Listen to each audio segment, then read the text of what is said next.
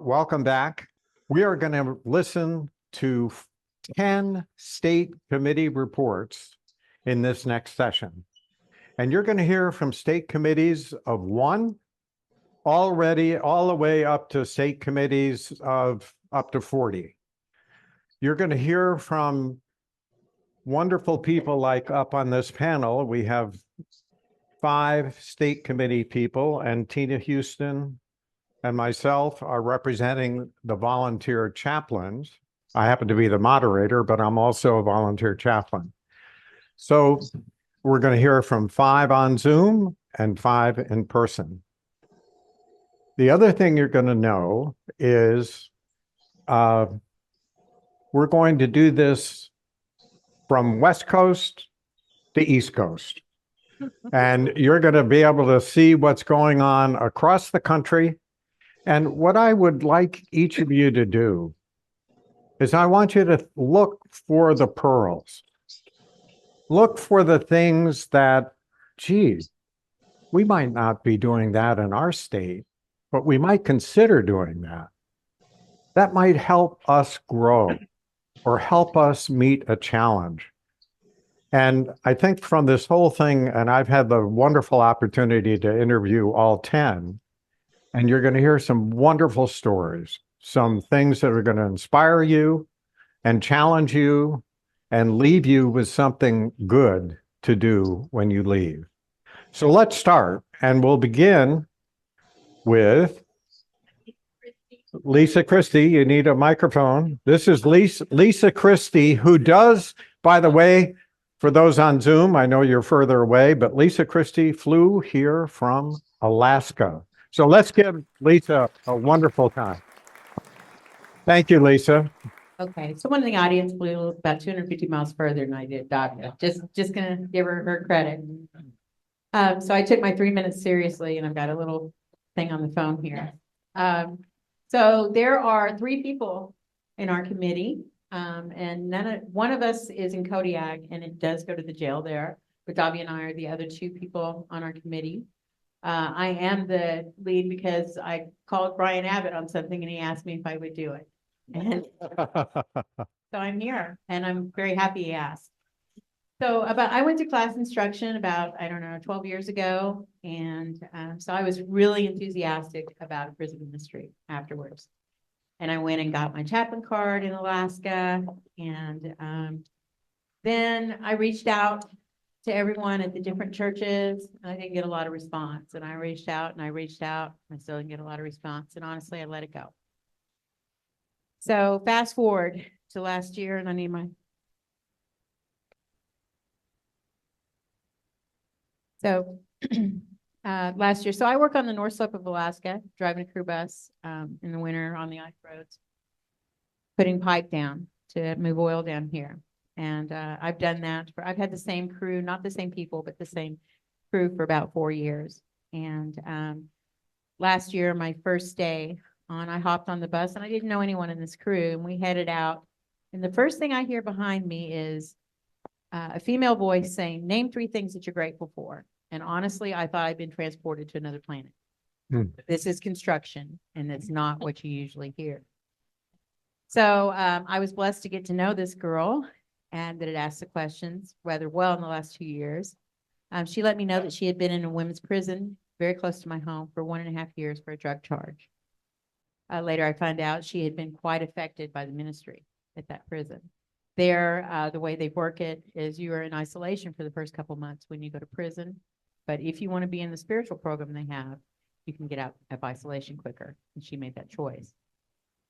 So this year, and I don't know if any of you know much about union labor, but you apprentice. She was still an apprentice, and she was my foreman.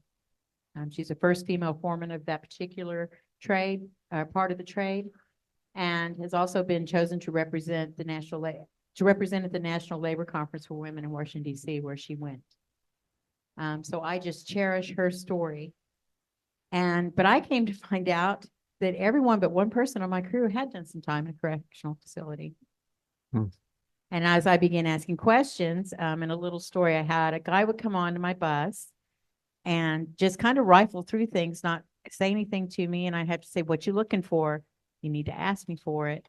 And he did this a couple times. And I said something to one of the guys. I'm like, that's just rude. And he goes, Lisa, he just got out 30 days ago. I'm like, okay, we're going to give him a break. But as we began talking about that, someone said, Lisa, probably 50% of us have been in a correctional facility. And that really touched me. And I knew this was going on. And I'm like, I do want to be a part of this. The people I work with up there are the hardest working, most lovable people you could ever be around. We work in conditions down to -40 with wind chills down to -60 with winds blowing at 35 miles an hour. We work 12 to 16 hours a day. And I just had that moment when I was driving the bus down the ice road, and I'm like, ex-cons are moving the oil into this country. And it's true. So I wanted to be there last year in California, and it didn't quite work out. It didn't matter to me this year whether it worked out or not. I was going to be in Dallas. So Davia and I and Bao have had a phone call, and I know we're all inspired to do it. So I know Debbie and I are both just really want to soak all this up and to get going in Alaska. Thank you, guys. Okay. Thank you, Lisa. And I know that you're reaching out to the local branch churches and growing this ministry. So thank you so much. Have three. It's wonderful. Thank you. Our next state committee representative is Heather Tice from California. And we're going to do California first, and then we'll do Washington. So Heather, can you join us? I'm here. Great. Could you give us your report, please? Sure. So I'm just gonna introduce basically myself and the committee. So, as you know, my name is Heather Tice. I'm the Executive Secretary for the Christian Science Committee on Institutional Work in California. I took over this position June of 2023. I've been asked to speak briefly, so we'll try to keep it within the time. This committee was formed in 1956 to coordinate and unify the various institutional activities conducted in California. Known as the State Committee, it communicates with all branch churches, societies within the state, keeping them informed of the work and its fruitage. It administers the finances, appoints the chaplains recommended by the local committees, provides the procedure handbooks. We also conduct workshops for local committees and chaplains and communicate with the committees on publication regarding contacts with state officials. A state committee member is appointed to attend the State Advisory Committee on Institutional Religion, also known as SACR. The activity of the state committee operates with the oversight of 6 sponsoring churches, 3 in Northern California and 3 in Southern California. They ratify the rules of the state committee, approve election of state committee members, and review the annual financial statement. A state committee member meets with the executive board of each of these churches annually and keeps them informed of the committee's activities. Many of the largest institutions in California are in remote areas where there are few Christian Science churches. A statewide organization makes a Christian Science ministry possible in these institutions. Since Christian Science churches do not have ordained ministers, it is helpful for authorities to know that the individual Christian Science chaplain has been appointed by a statewide organization certifying the chaplain's qualifications and providing guidelines for the work. The state committee consists of 5 to 7 members who are each elected to a 2-year term and can serve up to 8 years. The state committee meets bi-monthly and conducts business via email and phone calls as needed. Each state committee member serves as a liaison to 1 or more local committees.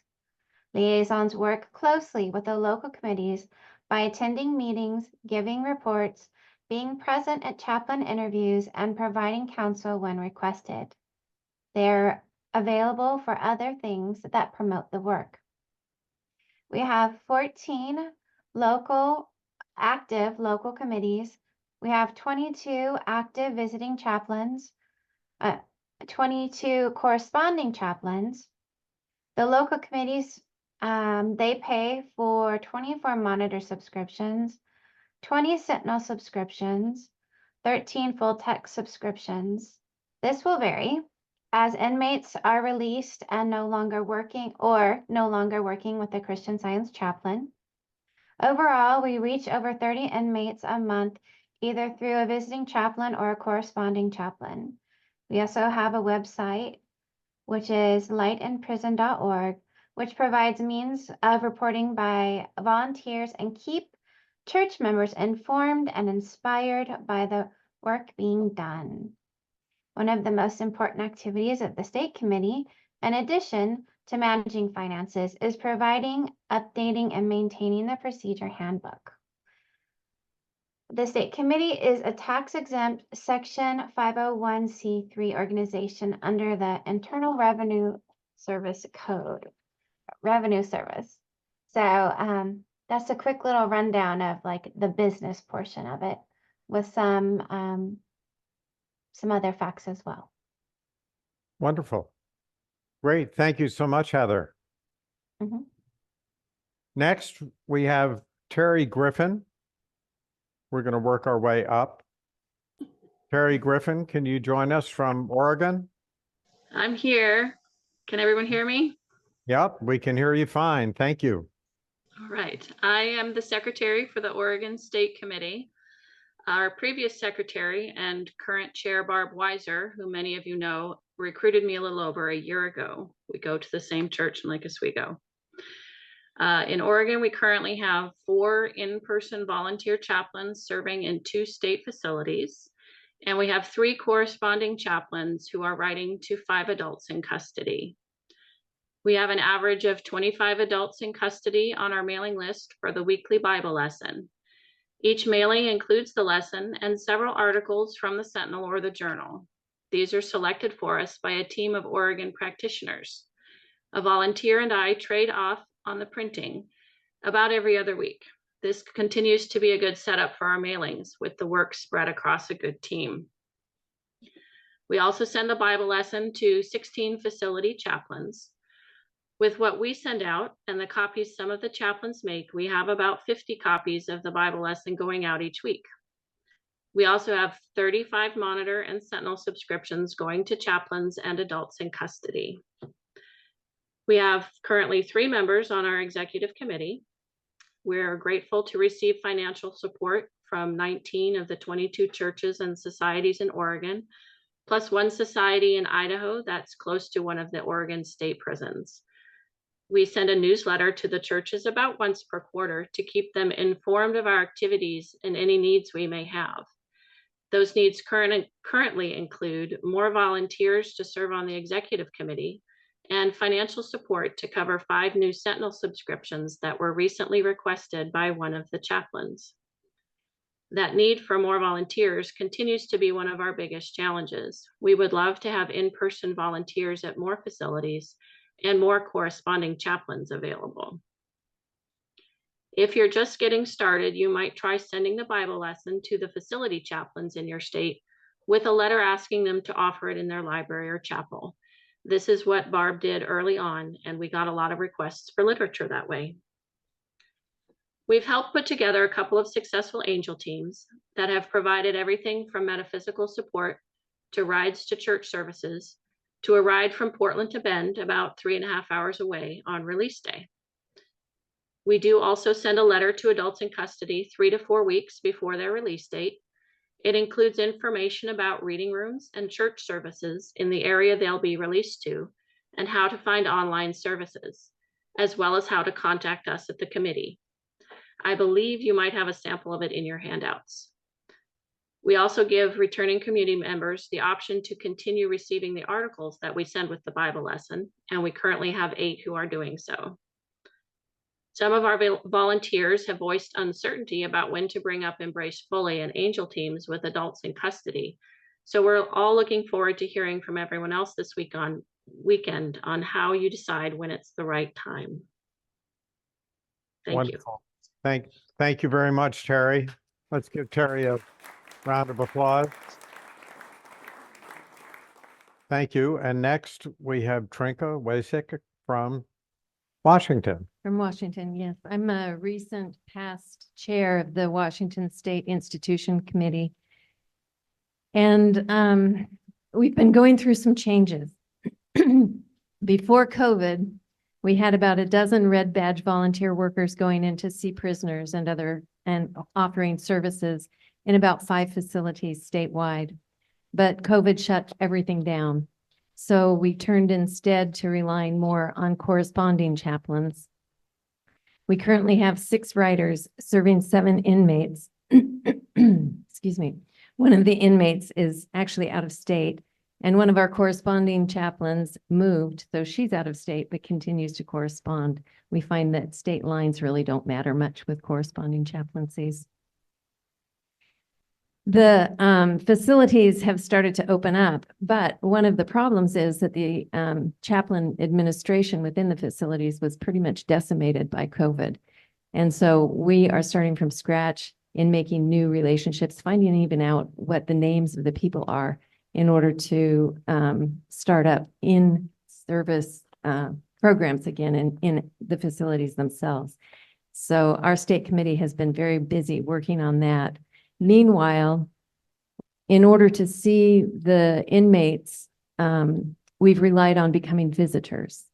And it's a good thing to actually be able to get into the facility in some ways, but you can only work one-on-one services. You have a broader range of contact with the Red Badge volunteers.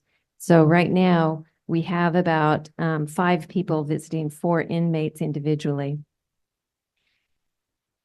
One of the issues that has slowed us down has been, as you've heard before, the loss of volunteers. Getting volunteers seems to be one of the biggest challenges.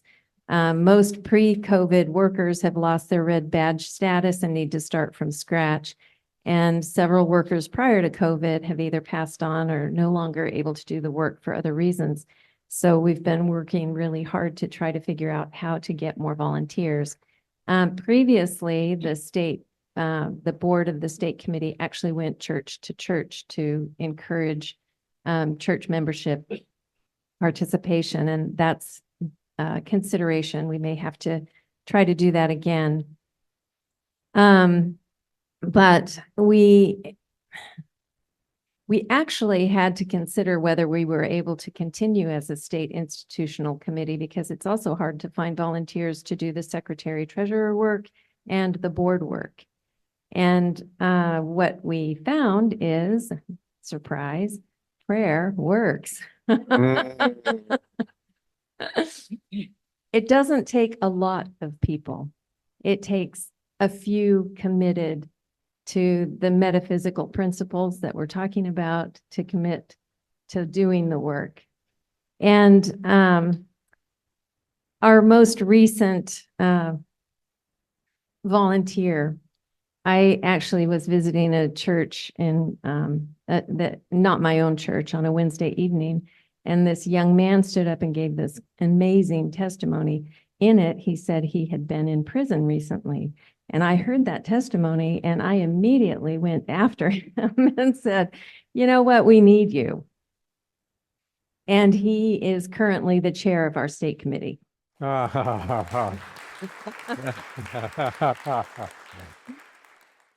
I have to say, it kind of works both ways, because I happened to meet his mother at a different function, and she profusely thanked me, because offering him the opportunity to work in this capacity reunited his relationship to church. He had to become a member of a branch church in order to be able to do the work. And that inspired him to delve more deeply into his relationship with the Christian Science movement at large. So it really has been a blessing on both sides. And he has been the energy behind finding new people to do the work.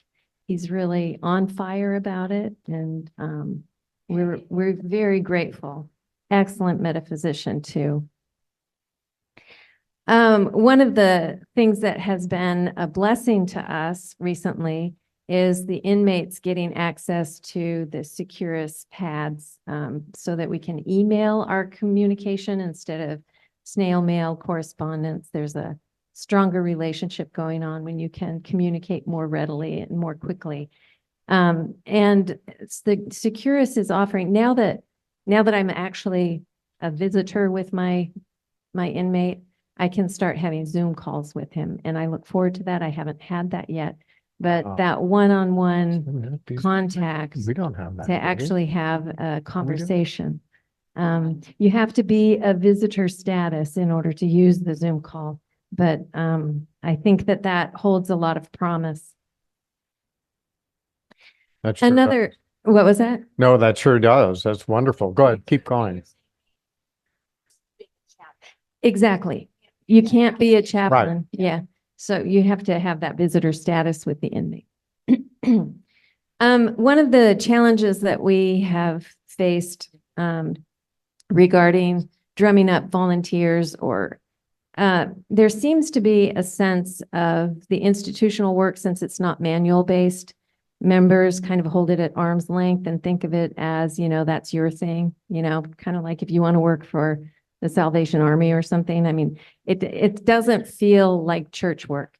So in our branch church, we encourage the formation of a committee that includes institutional work, along with other community efforts embraced fully, but also perhaps interfaith work, or Like working together. support for Christian Science nursing facilities, other things where the church is actually being represented, but it's not a manually based activity. So we've created a committee that is sort of an umbrella over all these activities to create a stronger connection between the actual church membership and the work being done. It's being done in their name. This is a new idea that is still kind of working itself out because there's some resistance to this, but it is an effort to break through that wall of, I don't know what to call it. It's not really apathy. It's just, this isn't my thing. It's not really my church, but it is. So we're working on chipping away at that artificial obstruction to members embracing this work as church work. We also wanted to incorporate Embraced Fully into the state institutional committee structure so that they weren't two different things. We felt that the work being done through Embraced Fully is the work being done in the institutional committees. It just lasts a little longer than what our bylaws allowed for. So we changed the bylaws. Our bylaws for our state institutional committee now include working with inmates after release during their critical time of adjusting to becoming citizens. So we don't have to create a new structure for Embraced Fully in our state. It's there. We're using the same structure we already have. That is working well for us. I want to just say how grateful our state committee has been for the Mother Church in bringing and creating a format for everybody to get together and share institutional ideas. Kudos for doing that. That has been a very welcome source of communication and connection. We are all in this together, and it helps to support each other. I also we as a state committee have thought about spreading the word more within the Christian Science community. We have noticed that the periodicals have had more articles that refer to the institutional work. Yay, that comes from us, by the way. Oh, we hope to see more of what we share here today actually being shared in a wider spectrum. So consider perhaps writing and sharing in that way. Our state has one returning citizen that has a very loving angel team surrounding him. After nearly 2 years out and doing really well, he's hit up against some family dynamics that unfortunately landed him back in jail recently. He is determined to prove his innocence because the accusations against him have been made falsely. And our angel team is extremely supportive and busy praying through the new challenges with him, as well as providing practical assistance. And it really proves how invaluable this team has been to him and continues to be. So, thank you all. Thank you, Trinka. Thank you very much. And now we'll hear from Elizabeth Arnett from Texas. Thank you for embracing for doing all of this. Elizabeth, right Oh, up to your okay, mouth, please. Thank you. So I'm the executive secretary for the state of Texas, and we have 6 board members that work with me to help govern the activity. I'm going to answer the questions that Woody sent to each of us. So number 1, the overview. Texas volunteers are serving county, state, federal, and juvenile facilities with about 40 volunteers, providing services or mentoring through mail. In the state system, we have weekly services in 4 facilities and twice a month in 2 facilities. And 1 facility has a monthly Sunday school class style activity. The weekly Bible lesson is mailed into just over 500 individuals in over 70 different facilities. We have about 500 subscriptions to the Monitor and 330 to the Sentinel. We have about a dozen letter writers throughout the state, corresponding with about 24 men and women. There are 4 very faithful chaplains that mail weekly inspirationals to about 30 men. A couple of them are in the room and a couple of them are on Zoom. 2, how to attracting new volunteers. This work is a calling, and I've found that new volunteers are sincere followers of Jesus' example and Mary Baker Eddy's teachings to preach the gospel, bind up the brokenhearted, and set the captive free. It is my hope as executive secretary that the reports and various emails that are sent to the churches are distributed to the members and read and shared at business meetings. Through the fruitage in the reports and the updates for additional volunteers, as well as letting the need for financial and metaphysical support be known, I know that that call will be answered. In fact, I met someone that's here today answering that call. Number 3, what works well and for us is having a central office for all of the offenders and their requests for subscriptions, reading room materials, and the weekly Bible lesson to be coordinated. Every 3 weeks, all of the names on the mailing lists are verified for current addresses. Each time, there are anywhere from 15 to 30 transfers, so the mailing information is updated and no one falls through the cracks and misses too many issues of their subscriptions. As well, it helps to coordinate the volunteers with facilities with larger numbers of men on the mailing list. Lectures are also an amazing opportunity to reach the heart of many of the individuals that are drawn to them.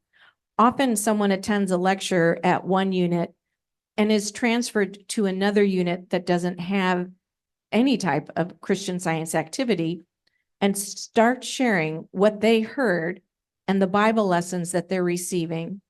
And then Christian Science is introduced to a new facility and the numbers grow. Each year, we add around 100 new names to the mailing list. Some of them stay on, others ask to be removed, some guys are released. Between 70 and 80 names are removed from the list each year. So we maintain a bulk subscription of 600 to the weekly Bible lesson. The men receiving the material do most of the sharing and introducing of Christian Science. For the challenges, currently the Texas Department of Criminal Justice is understaffed, so there can be delays in services or chaplain visits getting started. There's misunderstanding about Christian Science being a cult, and chaplains at the facilities or other offenders warning the men off of it. We're not the right kind of Christian.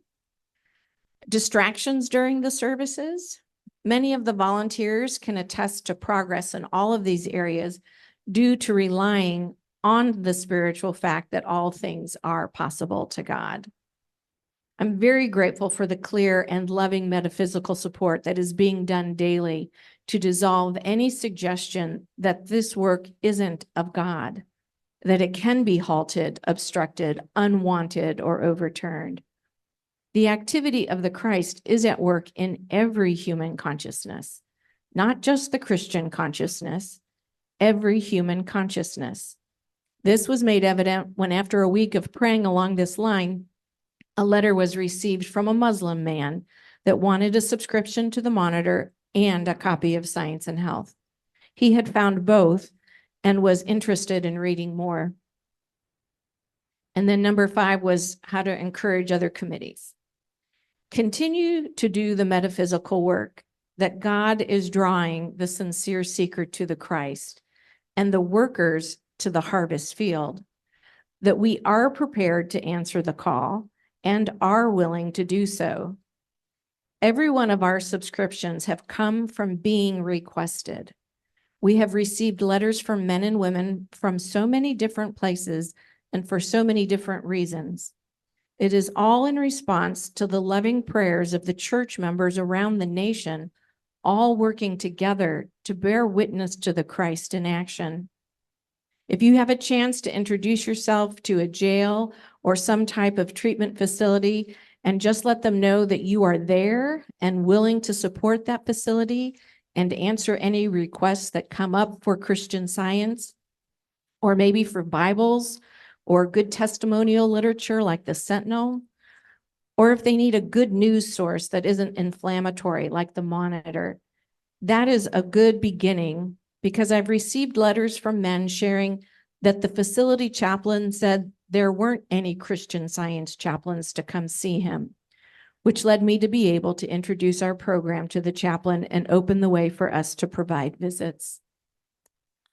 Wonderful. Thank you. Thank you so much, Elizabeth.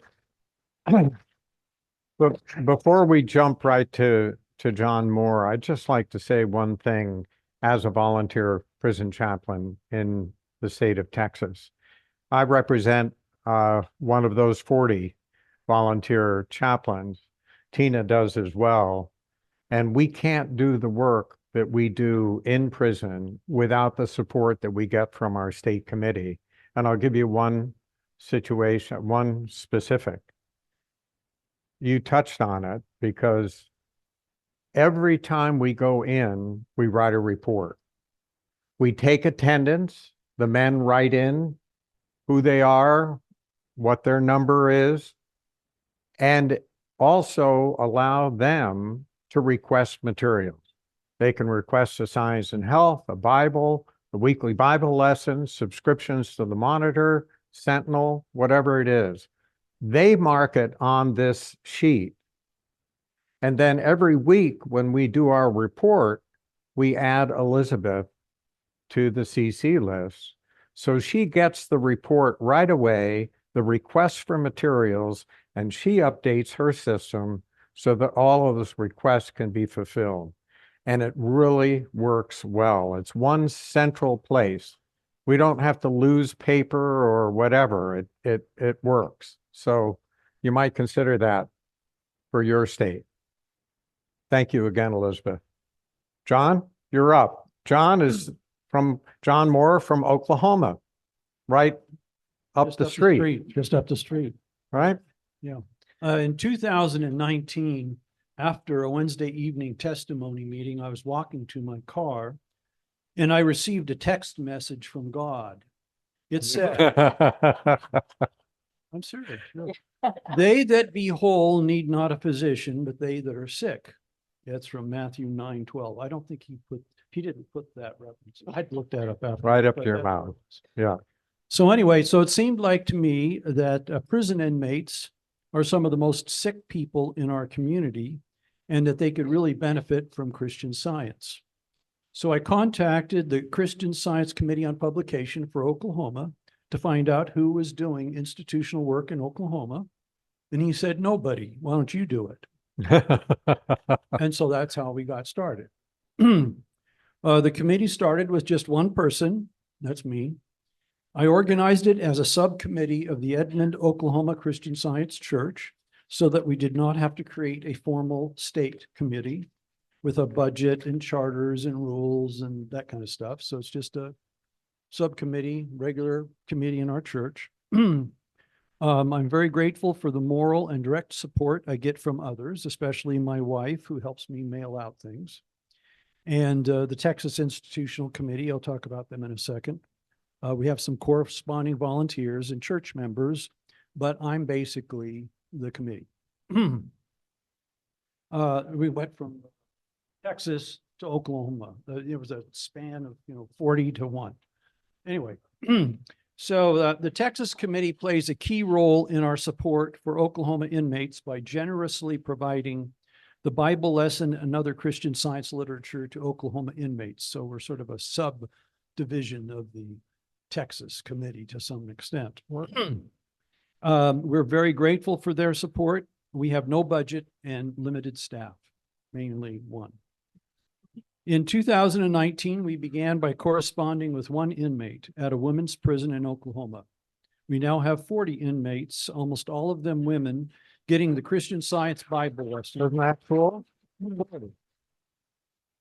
have 40 women inmates, almost 40. No, there's over 40. That's true. It's over 40 women at 2 prisons in Oklahoma getting the Bible lesson and other Christian Science literature. Probably we have 20 of them getting the Sentinel, don't you think, roughly? 20 getting the Sentinel. We have 3 corresponding volunteers. All of them are from outside Oklahoma who correspond with 3 women inmates. So anyway, we've given out probably on the order of 60 copies of the Christian Science textbook to inmates. We also, we ran into the same problem everybody else did with COVID, and that we were holding a service down there at the women's prison once a month. And then COVID hit, we were shut down. And then afterwards, we were not able to get back in. So we started sending out a monthly inspirational letter to inmates who are receiving the Bible lesson. That's our main point of contact with inmates, is a inspirational letter. We use the Securus e-message system as our primary means for communicating with inmates, because then that way they don't need to come up with a stamp in order to communicate with us. We can give them stamps on Securus. One challenge we've experienced is the belief that we could be doing more than we are, but that we have limited skills, experience, and resources. Another challenge is what appears to be opposition by prison staff. We've learned that Christ Jesus experienced all these problems in his ministry, and he provides the solution. The Edmond Church has helped one returning community member integrate back into the community after her release. She was supported as a part of our outreach. We have a committee in case of members get, I forgot the name of the committee, but anyway, had a standing committee on our church for helping out church members, and they just adopted her as a person of interest. Wonderful. And they helped her out. And it was a very valuable and wonderful experience for our church. Thank you. Great. Thank you so much, John. We're gonna now head to the East Coast. We'll start in New York. I think, and then we'll work our way down. Or let's begin with Connecticut. We can do that first. We've got James Early right here from Connecticut. So we'll go north to south. Hi, everybody. James Early. I do Bible studies every week at the Danbury Federal Correctional Institution. Before COVID, I was actually working with the Christian Science Bible lesson. Right now, I'm just doing non-denominational Bible studies on subjects I put together. Currently, it's all the angels in the Bible and how those lessons that the people learned apply to the women. And we have wonderful conversations. Last summer, I'll share a little bit of fruitage into some of my struggles as well. I'm also a person of one. I don't even have any we don't have any corresponding people. I am it. It's not really a committee. There used to be a committee years ago, but I'm the only one that's really doing anything in the whole state of Connecticut. So that's one of the challenges. Once in a while, someone says, "Oh, I'd love to help out," but they live a long way from Danbury, and they don't know how to get into a facility that's closer to them. And I've got an idea about that as well. I'll share in a minute. A little over a year ago, the wife of somebody sitting 2 people away from me gave a lecture at the, you might know who that is now. I guess I do. Yeah. Patty Woodard Yeah. and Woody came too. I have 2 groups. There's a women's camp and a women's low security facility. There's also a men's facility in the Danbury complex. Anyway, we were able to give a lecture. Patty gave a lecture at the camp as well as the female low security facility. And we gave over 40 copies of Science and Health to people. Yeah. It was really, really incredible. They were very receptive. And the interesting thing is the fruitage of this has lingered on because as some of the women, most of the women now who are coming to my Bible studies weren't even there a year ago. And so some of them took Science and Health with them. Some of them left it.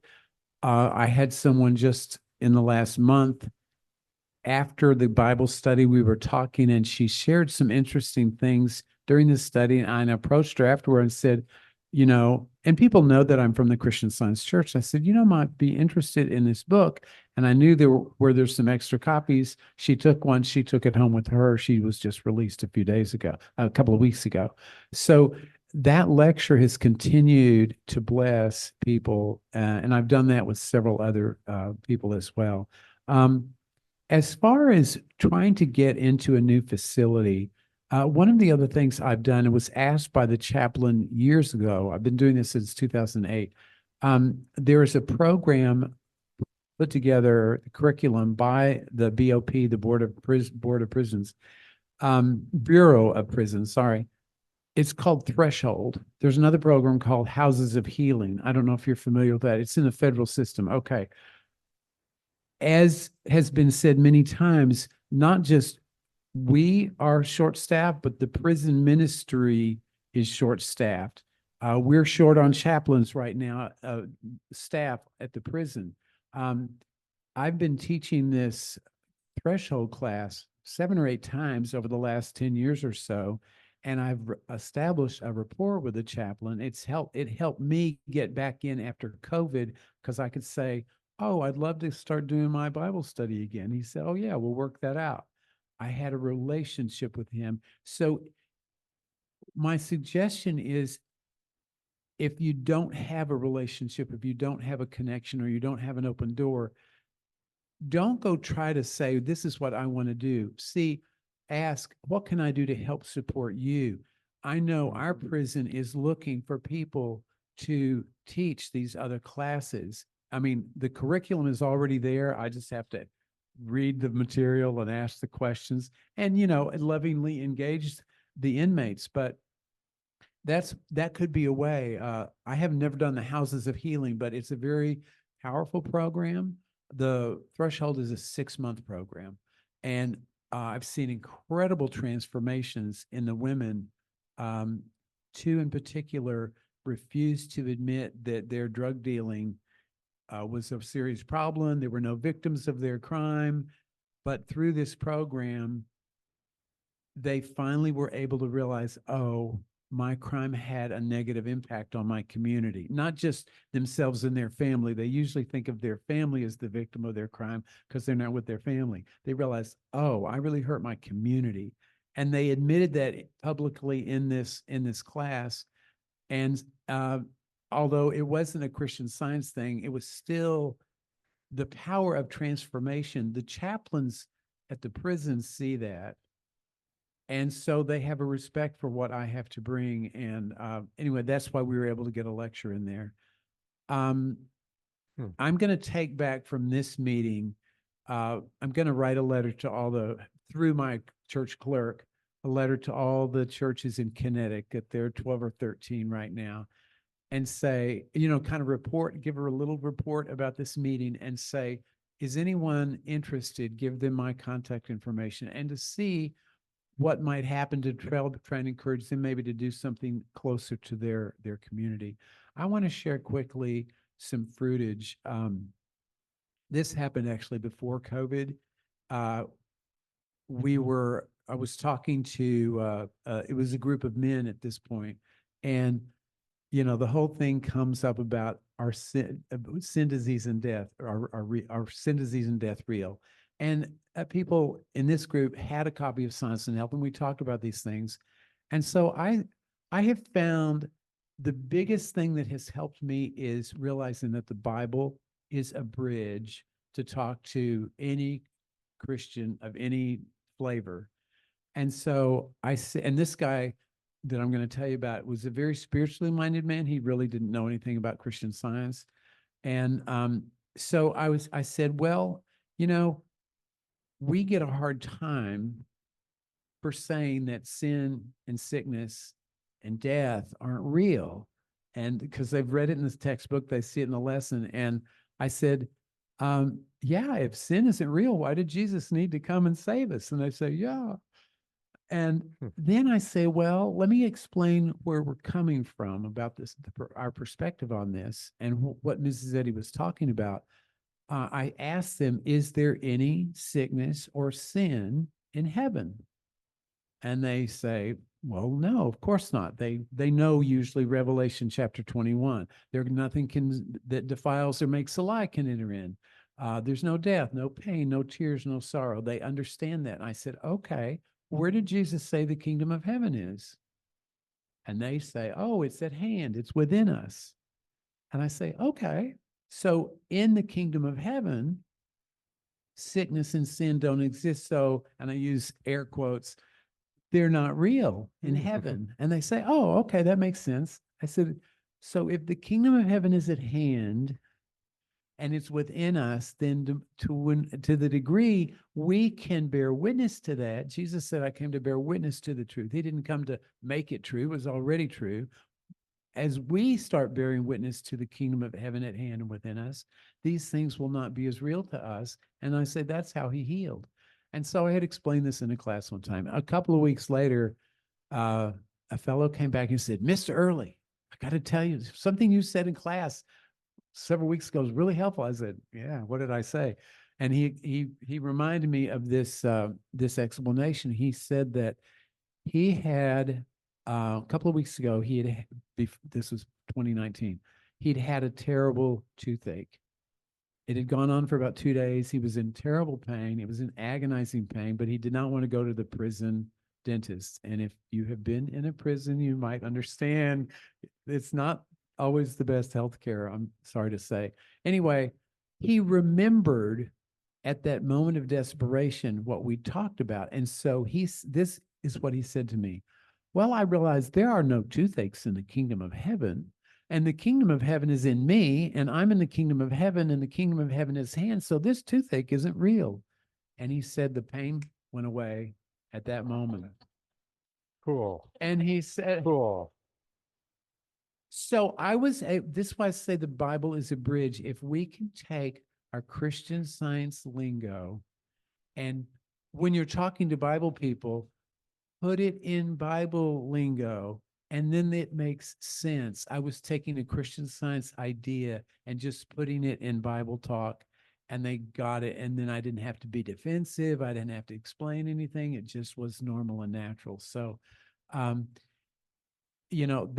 to me is the biggest takeaway. The Bible is a big bridge to people. So, I'm really grateful to be here. I'm already getting a lot of great ideas. I've got a bunch of questions I'm going to ask some of Okay. you out there.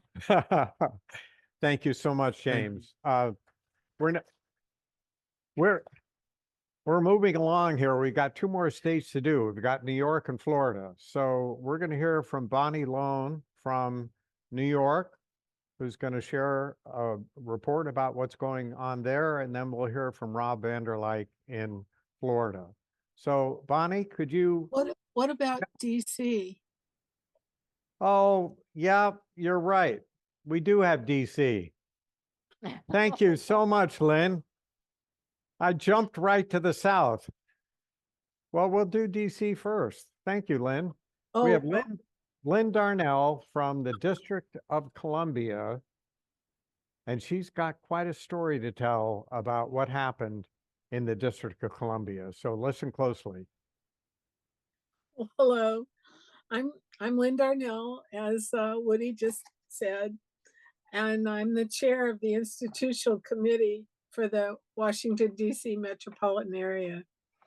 I've lived in many parts of the United States and spent several years working in the Christian Science movement.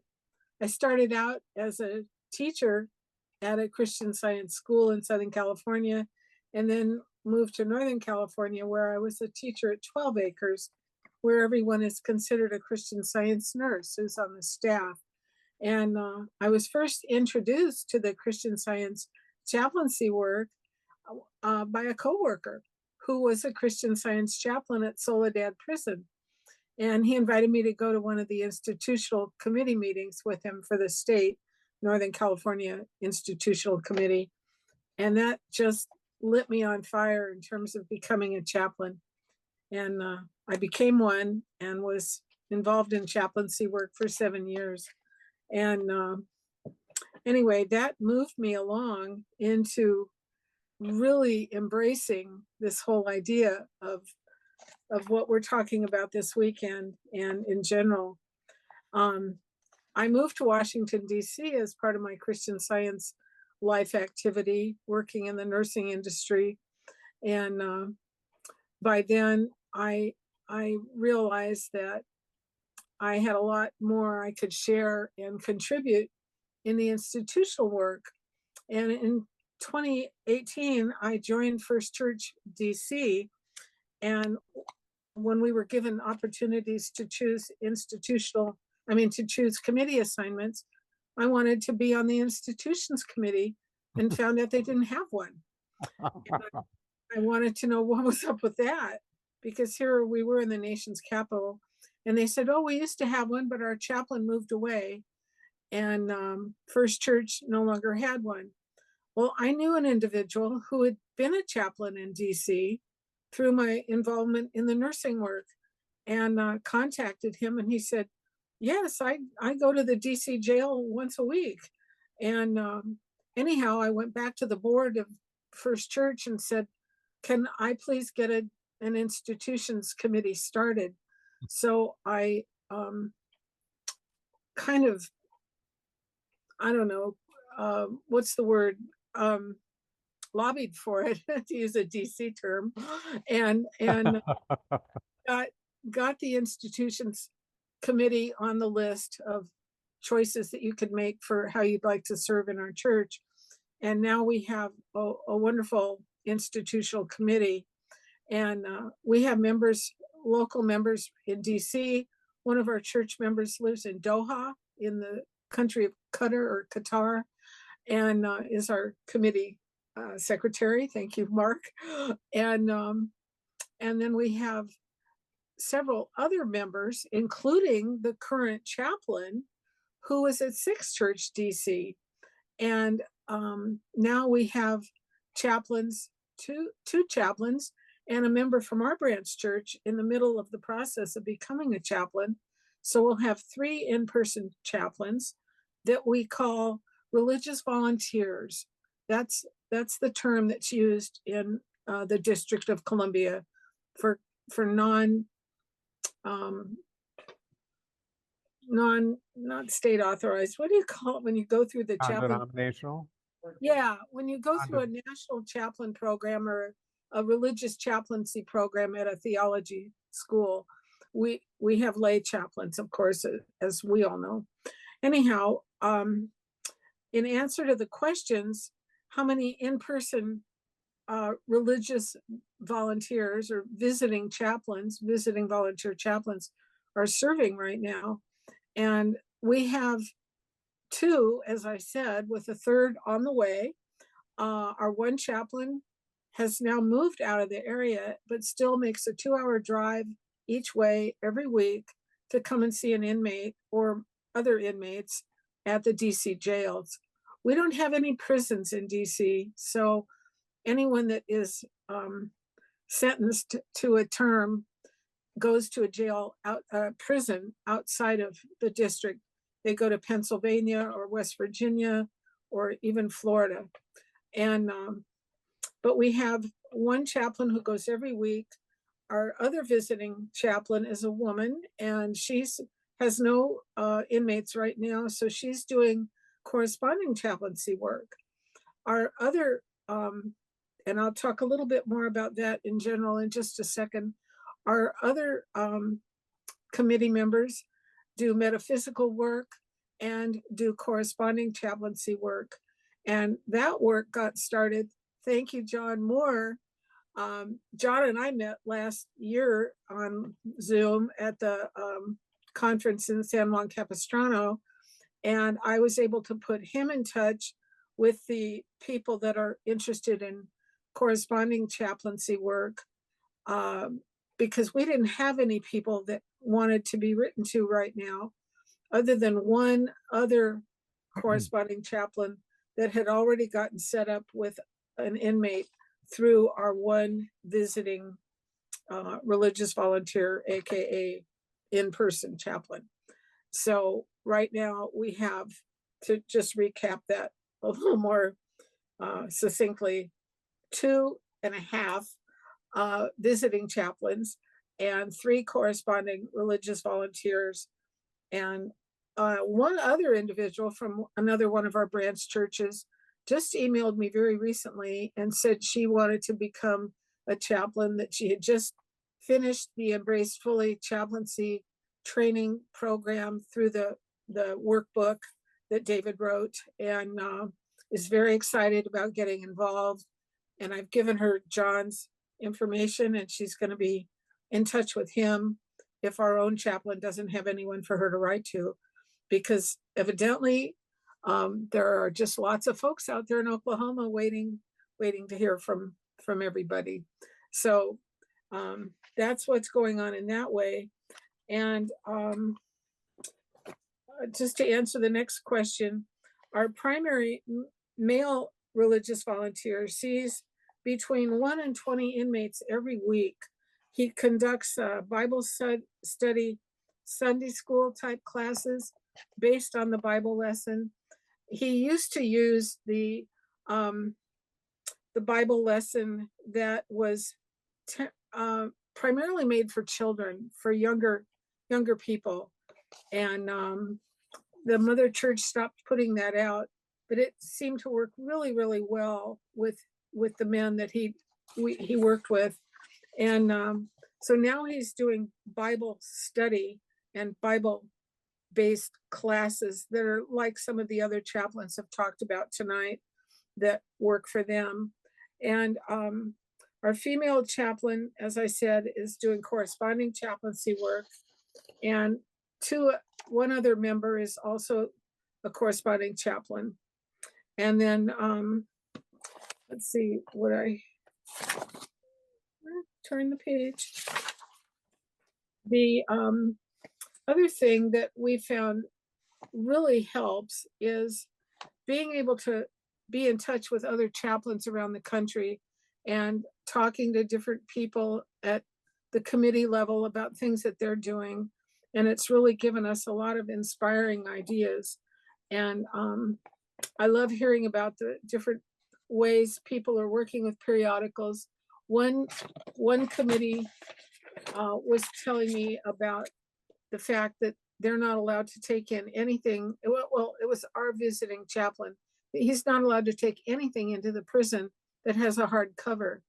But he found that if he takes the covers off of Christian Science literature or books, that if they're hardcover, he can then take in. And right now he's taking concordances. Every week he goes and he brings concordances and he's teaching the men how to use them. I mean, because when they meet, they talk about things like, well, I know God is love. I'm learning that, but I don't really understand what else that word means from a metaphysical or a spiritual standpoint. So he's helping them by teaching them how to use a concordance and to understand what different word meanings are and where they come from and how valuable they are here. And another thing that we've been doing as part of our work is wanting to embrace, if you will, embrace the information that's out there in the Christian Science chaplaincy work in our region and find out what's going on in the other communities around us. We have only a few active Christian Science institutional people in our district, and we have 5 states around us and that are all involved in some way or another, and the area is called Delmarva. And so what we decided as a committee to do was to invite all the individual churches around our region and see what's going on. So Delmarva includes Delaware, Maryland, Virginia, West Virginia, Pennsylvania, and the District of Columbia. So our committee drafted a cover letter to the church clerk for each church or society in any one of those states, and a flyer that we sent out letting all these churches and societies know that we would love to get together maybe 3 times a year and have an hour to 2 hour long Zoom meeting, depending on how much fruitage we had to share, to talk to each other about what we're doing in our area. It's taken a little longer than I thought it would to get organized with this and get it going, but we've taken advantage of the listings in the journal, and we've contacted everybody that had a way to reach them listed in the journal, either by email or a letter, or in some cases a phone number for a reading room. And we've sent out our flyer and our cover letter to the clerks to let the members know that the institutional work is really vital and important. And we would love to be able to talk just as a group to find out what's going on in your region. So I've heard That's great. That's great, Lynn. You shared with me that outreach that you're doing in DC and expanding it way beyond DC. And I think that's a real big takeaway for this group, to be able to think outside the box, as you told me, and think about reaching those other communities. And I wish you well. And Lynn, we've got to move along on this, but I'll just cap it this way. You mentioned to me that you did this first mailing, 70% of the churches responded, and now she's doing a second mailing soon in order to embrace the rest of the group. So right. I appreciate what you're doing there. I think it's fantastic. Yeah, we've So- needed to have ways to reach out to more people, and hearing what other folks have said tonight, and on the break talking with some of the other chaplains, it's been really wonderful to get good ideas of how to reach people and how to be in touch with more people. And just Wonderful. locally finding more volunteers kind of is part of that same umbrella. And that's been really, really good. And I think Lynn, I think we'll have to move on to the next yeah. one. Oh, no, that's fine. That's fine. I was just looking at my notes to see if there was anything relevant that people might like. Oh, I know. It was just called My Bible Lesson was the Bible. Oh, you had a couple of suggestions that you wanted. Why don't you? Yeah, that was one of them. If Is- the Publishing Society would consider, or if there's some organization out there that does a My Bible Lesson type lesson like they used to publish, that was in very simple terms, it would be just so helpful. I find that our chaplain really appreciates being able to share things in simple terms, because that way the inmates don't feel any sense of embarrassment or that their language skills aren't good enough, or whatever. And and more specialized videos, maybe having a video series that's available on the tablets of formerly incarcerated individuals who are now returned to the community, sharing their stories, so that the chaplains can take that video into the prison and share it with the inmates that are coming to his meeting or her meeting about people who have found success with Christian Great. Science. So that's it. Okay, thanks so much, Lynn. You're welcome. We are at the end of the session. We have two more states to hear from. I know that I've spoken with both of them, and Bonnie has a very short report. Bonnie, I think your report is 2 to 3 minutes, and Rob Vanderlyke has a 2 to 3 minute recap of what's going on in Florida. I've read it. I would say, if you're willing, can we spend another 5 minutes here before we take a break, and we'll hear from New York and Florida and complete our session. Okay, Bonnie?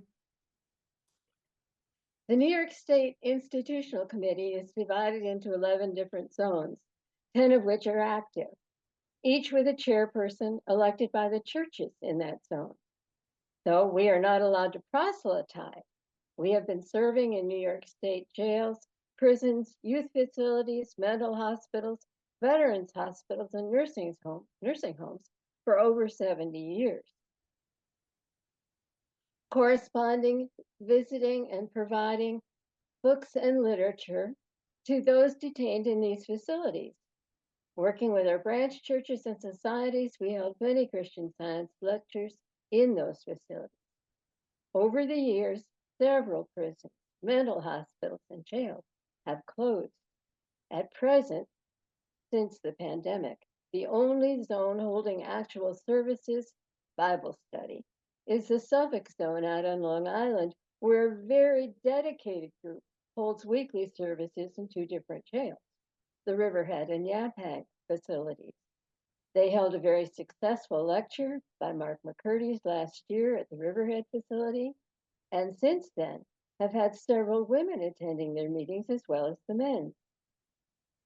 Though we are not allowed to proselytize, we are allowed to share literature and paperback copies of the Science and Health and the Bible with attendees, many of whom take extra copies to share with other inmates. Only recently have they had to move staples from the monitors and sentinels. They are welcomed by these facilities and have a warm relationship with the staff at both facilities. This was not always the case, but through much prayer over the years, the staff has come to respect and appreciate all that they do. Our committee corresponds with men in 10 different New York State facilities by snail mail, email, and telephone. These men receive our literature and have copies of the Bible and our textbook. All of these come from the Publishing Society, as we are not allowed to send used books or periodicals into any of the facilities. Since our annual open meeting in November of 2022, which featured U.S. Navy Chaplain Lieutenant Keith Connor as our keynote speaker, we have committed to do daily metaphysical work for the prisons of New York State. Part of the fruitage from that meeting was that two former workers on the committee who had served over 20 years ago called wanting to know what they could do to help our mission. Both had served at Rikers Island, the name of a complex of 16 different buildings in our metropolitan zone. After praying about this, it was decided that nothing could keep them from serving there again. Not the pandemic, nor any other mortal restriction could prevent them from entering the facilities. They could enter through prayer and include all inmates, staff, guards, and whoever may pass through those doors. Our executive committee committed to doing daily metaphysical work for the facilities in their different zones. We enter through prayer on a daily basis, and we have faithfully continued our daily metaphysical work for those who are detained in those and work in correctional, those who are detained in and those who work in those correctional facilities. We reported in our Woodard newsletter 2024, which has been posted to our website, that there was a deep decline in the deaths at Rikers Island. We have been encouraged by this report and inspired to keep on with daily metaphysical work in regard to the safety of all those involved in our New York State prison system. We received a call from an inmate at Great Meadow Correctional Facility a few weeks ago, warning of an impending uprising between the inmates and the corrections officers that was to occur that night. We correspond with two men at this facility, both of whom were very fearful. They are in different areas of the facility and do not know each other. One man had been on a hunger strike due to a threatened hit by another inmate.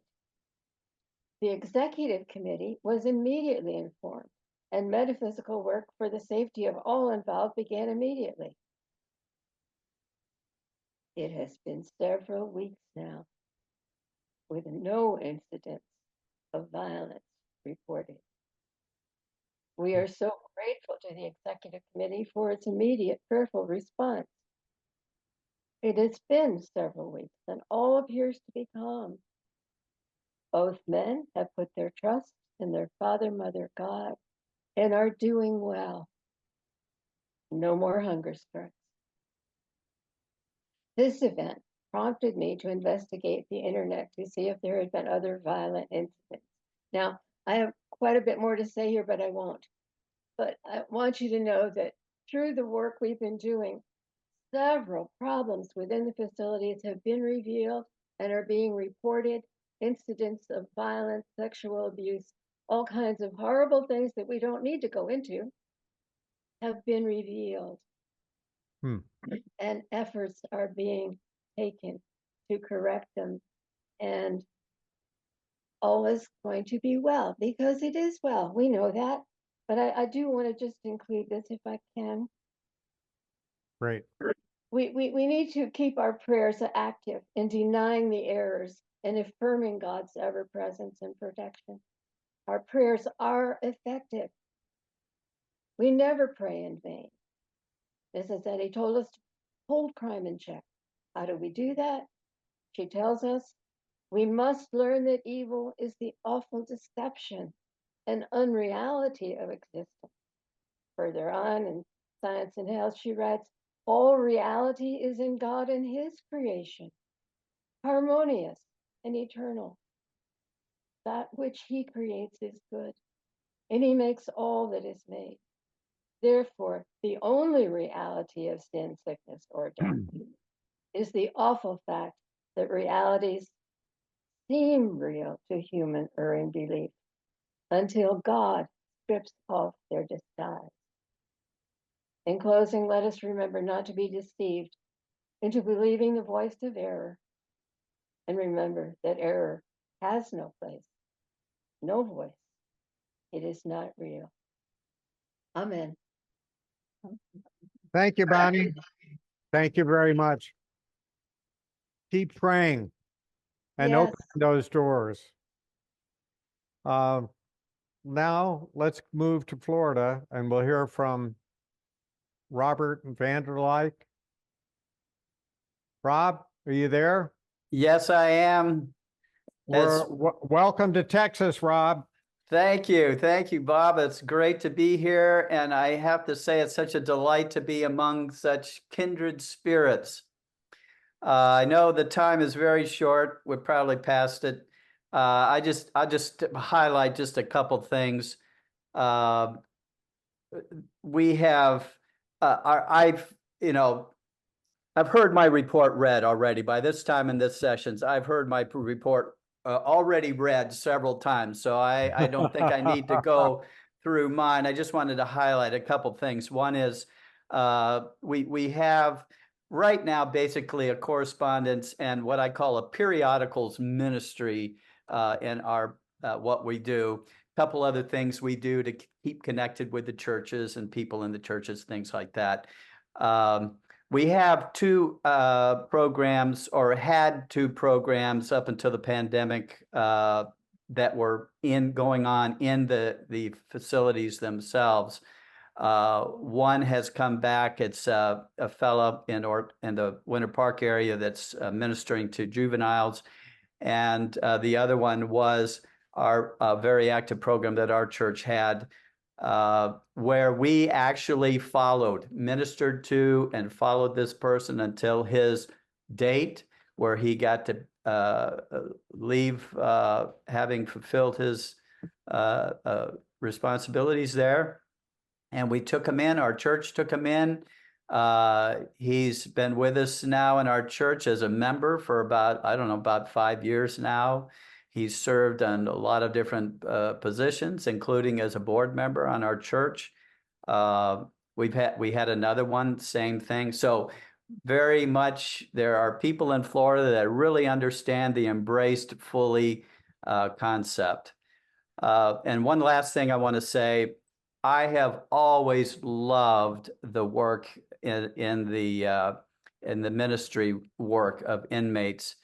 And how much I've learned from inmates and how they'll come up with such precious gems. And I want to leave this one with you. One of the inmates came up and said, the other day, one of my buds came to me and said, are you a glass half empty kind of person or a glass half full kind of person? He said, nah, I'm not a glass half empty person. I'm not a glass half full person. I'm a my cup runneth over person. I've remembered that to this day when trials and tribulations come our way. I'm a glass, my cup runneth over kind of person. Thank you. That's Bob. great. Thank you, Robert. Thanks, Rob. It's good to see you. Appreciate it. Can we get a round of applause for all of our state committees